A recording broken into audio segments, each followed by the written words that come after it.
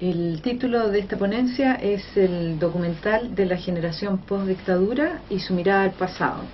el edificio de los chilenos y mi vida con Carlos.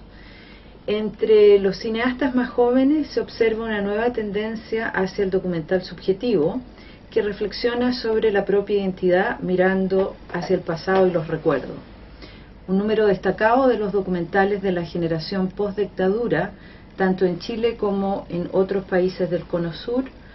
construyen un discurso revisionista de la memoria colectiva y la historia a partir de la propia experiencia y la de los padres. Como sostiene la socióloga argentina Elizabeth Yellin, abordar la memoria involucra referirse a recuerdos y olvidos, narrativas y actos, silencios y gestos. Cierre de comillas.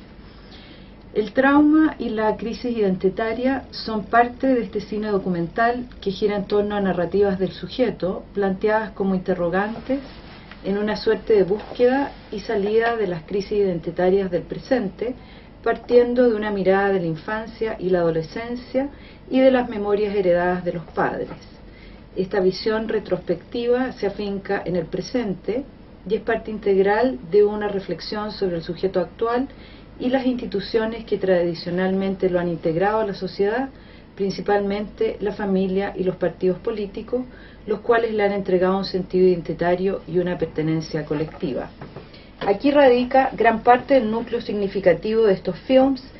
de los jóvenes documentalistas, quienes se preguntan por el papel de una utopía revolucionaria, la de sus padres, y los sacrificios que hicieron, como por la continuidad de los lazos afectivos y familiares, las separaciones de las parejas y las familias provocadas por la muerte, la desaparición o el exilio de toda una generación revolucionaria, cuya memoria transita de padres a hijos. El contexto político y cultural de los 70 es parte de esta revisión donde los sueños e ideales de transformación social de Chile se concebían como proyectos alcanzables y sobre todo realizables en un aquí y una ahora. Tanto la militancia como la causa revolucionaria son parte de este imaginario documentalista diaspórico, cuya memoria nos llega con los hijos retornados o exiliados, quienes ven el Chile de hoy y sus propias biografías ineludiblemente marcadas por proyectos políticos y decisiones personales de sus propios padres. La historia del país, en especial antes y después del golpe de Estado, como durante la dictadura, son eventos históricos que se imbrican con la militancia de los padres, su visión y deseo de construcción de un país más justo para sus hijos y los chilenos en general. Las decisiones de los adultos, padres biológicos y padres sociales, tíos, hermanos y madres, se examinan aquí a la luz de los efectos que tienen sobre la biografía de los hijos y la identidad, determinada por los lazos afectivos y los quiebres que impuso la dictadura y la respuesta de la resistencia organizada de la izquierda. Esta ponencia propone analizar algunos de los recursos utilizados por Macarena Aguiló en el documental El edificio de los chilenos del 2009 y Germán Berger en su documental Mi vida con Carlos del 2009 también, y cómo modulan la representación narrativa y visual. Ambos documentalistas incorporan testimonio, fotografías, cartas, dibujos infantiles e imágenes del archivo familiar en su revisión de un pasado silenciado y fragmentado por la separación, la muerte y la militancia de los padres, el MIR, el Partido Comunista y la lucha por los derechos humanos respectivamente, y las formas en que las biografías paternas y maternas afectaron la propia identidad y existencia de los documentalistas. Los imaginarios de esta segunda generación que hace cine documental recurren a las imágenes fotográficas y las cartas como elementos que permiten reconstruir el pasado desde una nostalgia reflexiva, al decir de Svetlana Boym en su libro The Future of Nostalgia. Según Boym, la nostalgia sería la forma emocional y afectiva que se vincula a la reconstrucción del pasado, que se expresa bien de forma restauradora o reflexiva, de acuerdo a sus propios condicionantes y contextos. Estos dos documentales presentan una nostalgia reflexiva siguiendo la taxonomía de Boym, que que reflexiona sobre la memoria a partir del presente con imaginarios que van desde el rechazo de los vínculos con los padres para crear una vida propia e independiente hasta el homenaje al padre desaparecido que une a la familia y cierra el duelo. En este recuento de la memoria generacional planteada desde los vínculos familiares, encontramos toda la gama de emociones propias de los hijos a sus padres, en un país donde la familia sigue siendo uno de los núcleos sociales más aglutinadores y significativos. Tanto en Aguiló como en Berger, su propia experiencia como padres en el presente los lleva a revisar los modelos heredados de sus padres y las formas en que fueron criados y cuidados por estos en el pasado. A través de sus propios hijos y siendo ellos mismos ahora padres, revisan su infancia y la vida de sus padres en el contexto político y familiar de su época. En el edificio de los chilenos, Aguiló explora la relación con su padre, Hernán Aguiló, y su madre, Margarita Marchi, militantes del MIR, quien regresa clandestinamente a Chile después del exilio y deja a Macarena en Cuba en un proyecto de familia colectiva. En el documental escuchamos la voz en off de la realizadora leyendo las cartas que su mamá le envió durante los años de estancia en La Habana en el proyecto Hogares, donde vivía a cargo de un padre social y de nuevos hermanos. En cada pasaje seleccionado aparecen los consejos, las enseñanzas y el amor materno de una narrativa epistolar que Aguiló guardó devota y cuidadosamente en un baúl que hasta hoy la acompaña. La voz de Aguiló suena simultáneamente a las imágenes del barrio, la naturaleza tropical, el edificio y el colegio donde estuvo durante su infancia. Tanto Aguiló como Berger enfrentan un sentido de pérdida y orfandad a la par de la itinerancia y el desarraigo del exilio. Aguiló, en tanto hija, reflexiona sobre su madre y su padre, hoy en día vivos y de regreso en Chile, mientras el documentalista Germán Berger, hijo único de Carmen Hertz, abogada y defensora de los derechos humanos, se despide del padre desaparecido en medio del desierto de Atacama, lugar donde se supone fue fusilado Carlos Berger por la caravana de la muerte y sus restos esparcidos ahí. En una suerte de entierro simbólico, Berger lee una carta de despedida al padre que casi no conoció, acompañado de sus dos tíos paternos en la soledad del desierto. La apertura del baúl de los recuerdos de Aguiló constituye el eje central del documental El edificio de los chilenos, donde escuchamos de la voz de la hija la letra de la madre y sus deseos de que creciera en un lugar y familia alternativas hecha por los compañeros del MIR para cuidar a los hijos de quienes participaron en la Operación Retorno de los años 80. El testimonio de Margarita Marchi, después de releer sus propias cartas escritas a Aguiló, muestra las dudas de la decisión de dejar a Macarena y no haberse quedado con ella en La Habana a cargo de un proyecto que consideraba válido.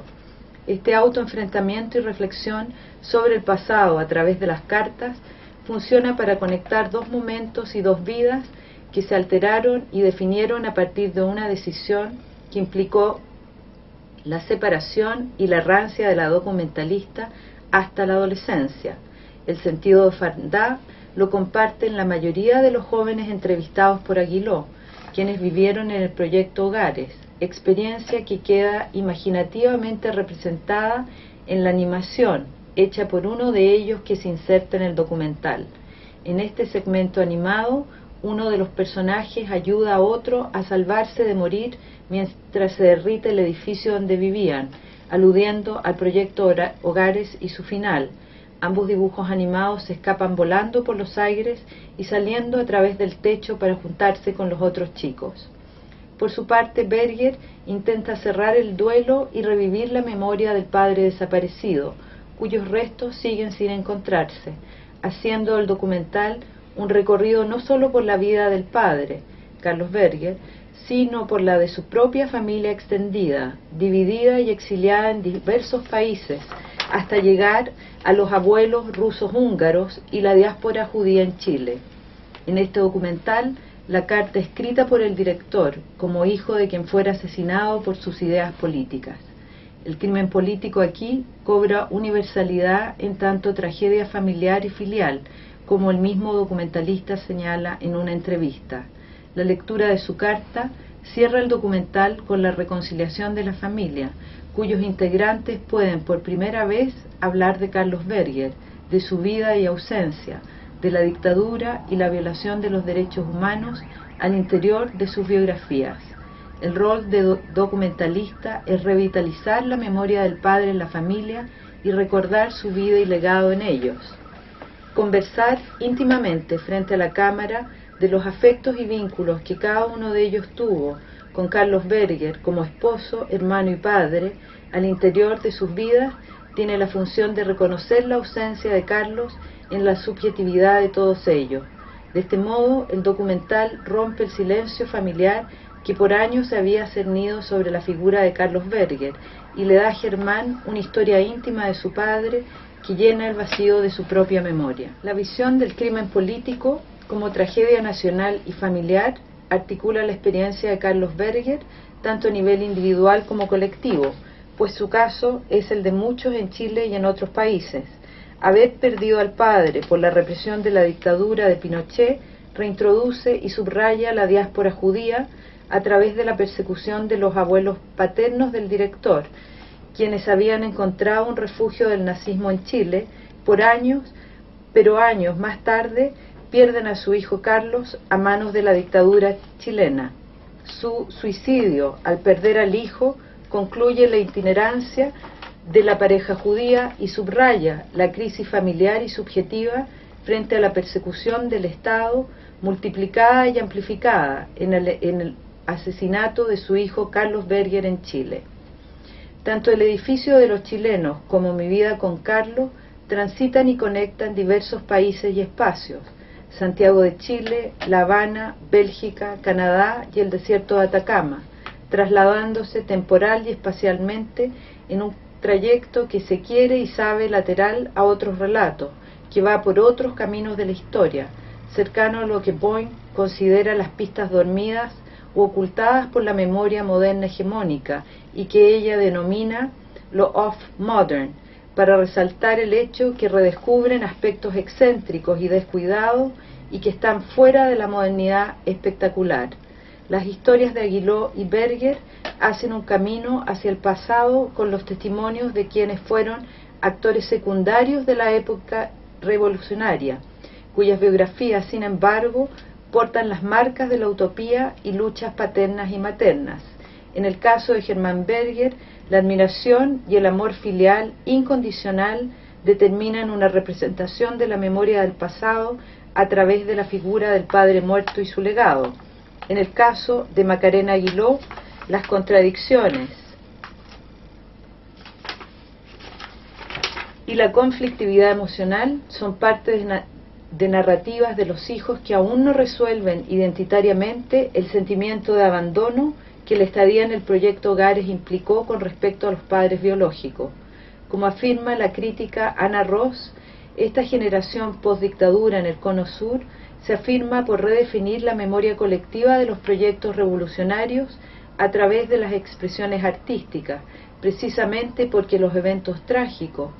han transformado su vida y la han determinado con la condición de víctimas.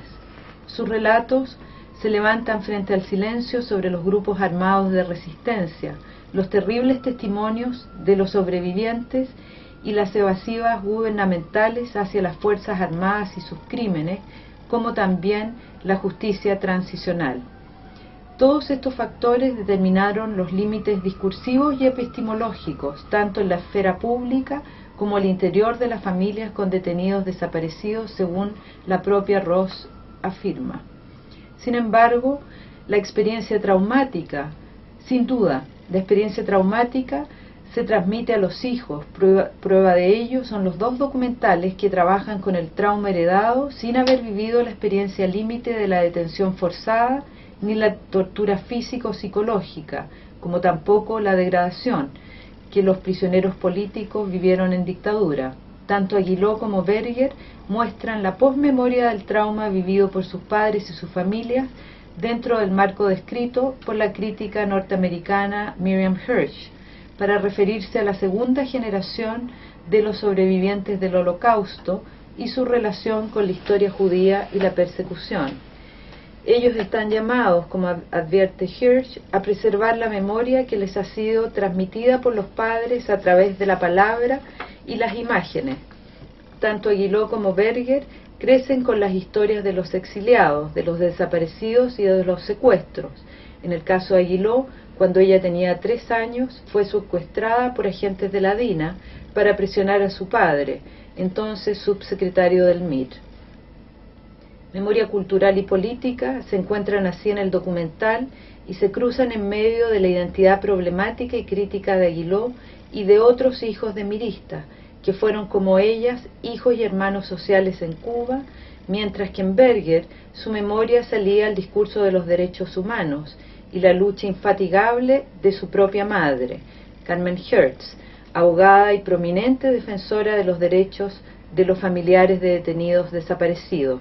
Sus registros de archivos en entrevistas en la televisión desde pequeño lo muestran como un niño sumamente maduro, informado y articulado con respecto a la lucha de su padre como militante comunista y su victimización en un crimen político aberrante. La lucha de su madre contra la impunidad y su fidelidad a la memoria del padre hacen del hijo un hijo ejemplar, quien se pliega incondicionalmente al discurso materno público, pero le pide que le hable de lo personal, de lo que para Carmen Hertz significó que mataran a su marido quedándose sola con su hijo. Los dos documentales representan entonces dos miradas y dos posiciones de cómo se representa el pasado de la historia nacional y personal. En sus relatos aparecen la militancia revolucionaria y la dictadura, y la vida de la generación postdictatorial en un presente globalizado con sus diásporas e imaginarios nomádicos. Estos documentales forman parte de la memoria cultural chilena con sus narrativas personales y sociales de una generación que heredó un pasado traumático y doloroso, que contenía las promesas del cambio social y que marcó su subjetividad ineludiblemente. Muchas gracias. Tanto en Chile como en otros países del Cono Sur, construyen un discurso revisionista de la memoria colectiva y la historia a partir de la propia experiencia y la de los padres. Como sostiene la socióloga argentina Elizabeth Jelling, abordar la memoria involucra referirse a recuerdos y olvidos, narrativas y actos, silencios y gestos. Cierre de comillas. El trauma y la crisis identitaria son parte de este cine documental que gira en torno a narrativas del sujeto, planteadas como interrogantes en una suerte de búsqueda y salida de las crisis identitarias del presente, partiendo de una mirada de la infancia y la adolescencia y de las memorias heredadas de los padres. Esta visión retrospectiva se afinca en el presente y es parte integral de una reflexión sobre el sujeto actual y las instituciones que tradicionalmente lo han integrado a la sociedad, principalmente la familia y los partidos políticos, los cuales le han entregado un sentido identitario y una pertenencia colectiva. Aquí radica gran parte del núcleo significativo de estos films, de los jóvenes documentalistas, quienes se preguntan por el papel de una utopía revolucionaria, la de sus padres, y los sacrificios que hicieron, como por la